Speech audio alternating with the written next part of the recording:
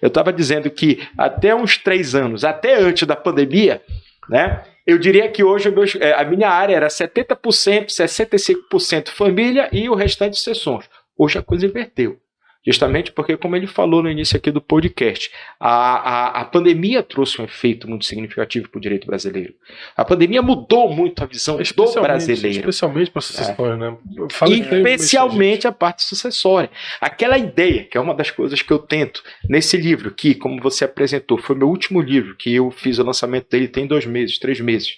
E é um livro que trata de todo o ramo do direito sucessório, com foco no planejamento sucessório. Uma das coisas que eu tento trazer neste livro é a ideia de desmistificar aquela ideia de que você fazendo testamento seria você vaticinar, você agorar a própria morte. Não. A ideia tem do muito testamento... isso, né?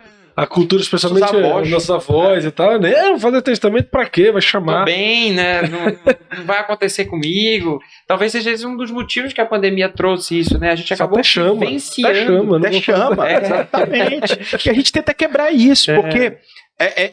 na verdade, a ideia de você fazer um testamento é a ideia de você fazer um planejamento sucessório. É a ideia de você não ter mais dor de cabeça lá do outro lado e seus filhos se matando aqui. E a pandemia, ela mudou essa concepção. Você resolve a vida de quem fica, na verdade. Exatamente. Você facilita a vida de quem fica. Com os vários instrumentos jurídicos, da qual o testamento é de longe o maior. Tá? Mas você pode fazer doação com antecipação de legítima, você pode fazer doação saindo da parte disponível, você pode fazer partilha em vida.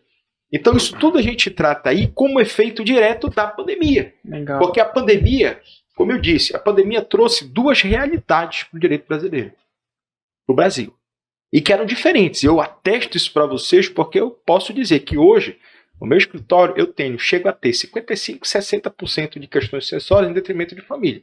A quantidade de pessoas que nos procuram para fazer inventários judiciais, inventários extrajudiciais, planejamento sucessório, testamento, a minha média é fazer 1, 2 testamentos por semana.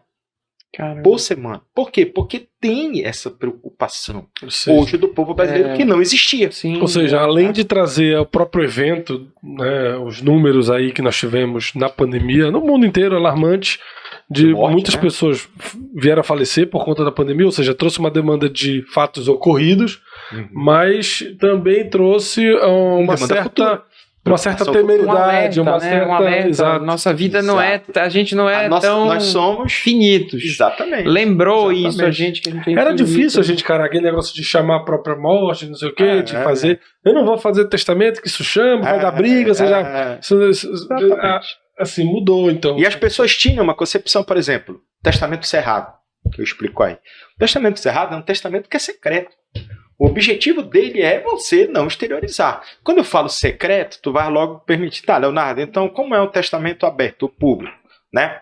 É um testamento aberto, todo mundo pode fazer, todo mundo tem acesso? Todo mundo pode fazer. Mas todo mundo tem acesso? Vocês podem acessar o meu testamento público? Não. E isso é uma luta hoje dos cartórios, que essa questão do testamento público ser aberto, ele é aberto.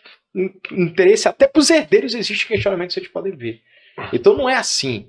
Mas existe a ideia do testamento secreto, que é exatamente para quê? Para você deixar aquele sigilo e só ter a consequência pós-morte. Então isso tudo são formas de planejamento sucessório que o brasileiro passou a entender que precisa ser feito, e não mais como algo de agorar a própria morte. É como eu disse, quais foram os 2 efeitos que a pandemia trouxe? Primeiro, a quantidade de inventários que vieram, pela quantidade de pessoas que morreram. Então, eu acho que foi algo inimaginável. Eu posso dizer isso para vocês, porque dentro do escritório foram 2 anos que, graças a Deus, foram anos de problemas da pandemia, infelizmente, várias mortes, mas que trouxe uma demanda muito grande de inventário. Imagina. Mas aí é a consequência do quê? Da morte em massa. Agora, a segunda consequência, que essa foi que eu falo que mudou, é a gente ser procurado muito por pessoas querendo fazer o planejamento sucessório. Ou seja, quebrou aquela resistência, sabe? De chamar a morte. Quebrou aquela resistência. Filho, olha, meu pai não quer fazer, mas vai contigo. Aí ele vinha comigo, eu conversava, ele saia direto para o cartório.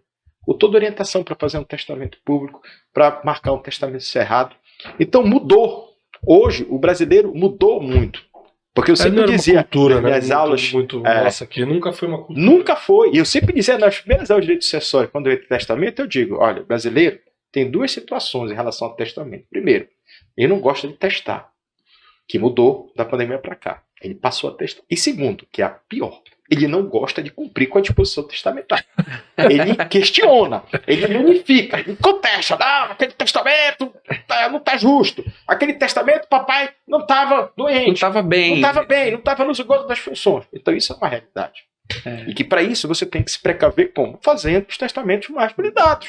Fazendo o testamento público com todos os requisitos, fazendo o cerrado com todos os requisitos. Com uma antecedência, talvez, até maior do que uma provável morte, né? Você não precisa pensar em testamento, só que você tem... Exato. Que aí não tem nem como discutir, não era essa a situação. Cada vez mais se preocupar, por exemplo, olha, eu fazendo um testamento, meu médico me dá um laudo.